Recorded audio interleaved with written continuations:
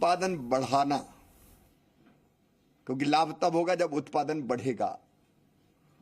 उसके लिए फल, सब्जी और अनाज की 109 नई वैरायटी बीज की वो जारी की जाएगी, जो जलवायु अनुकूल होगी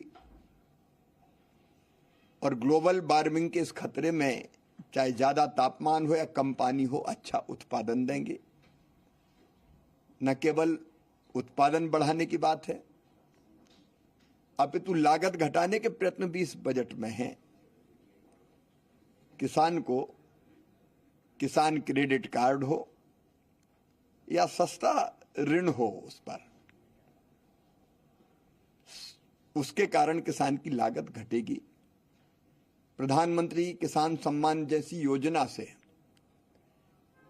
जो छोटे और सीमांत किसान हैं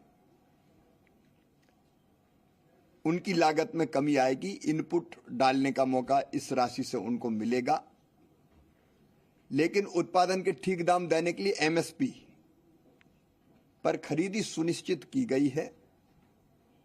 और अभी अभी जो हमने खरीफ की 14 फसलों की एमएसपी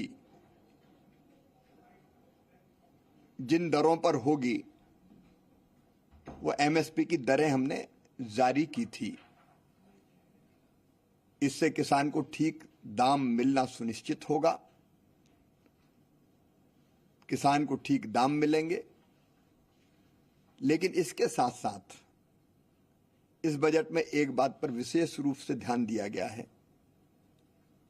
उत्पादन की लागत घटाने पर। और उत्पादन की लागत घटाने के लिए और आने वाली पीढ़ियों के लिए सुरक्षित धरती बची रहे, इसके लिए प्राकृतिक खेती पर व्यापक पैमाने पर ध्यान देने की घोषणा वित्त मंत्री जी ने अपने बजट भाषण में की है। और ये प्रधानमंत्री जी का भी मिशन है। और इस प्राकृतिक खेती के मिशन में हम किसानों को प्रशिक्षित करेंगे प्राकृतिक खेती के लिए। प्राकृतिक खेती में केमिकल फर्टिलाइजर का इस्तेमाल नहीं होगा, तो जो उत्पाद होगा, उसका फल हो, सब्जी हो, अनाज हो, वो मनुष्य के लिए बहुत हितकारी होगा। कई बीमारियों से बचेंगे और धरती का स्वास्थ्य भी सुधरेगा। तो प्राकृतिक खेती का मिशन आएगा।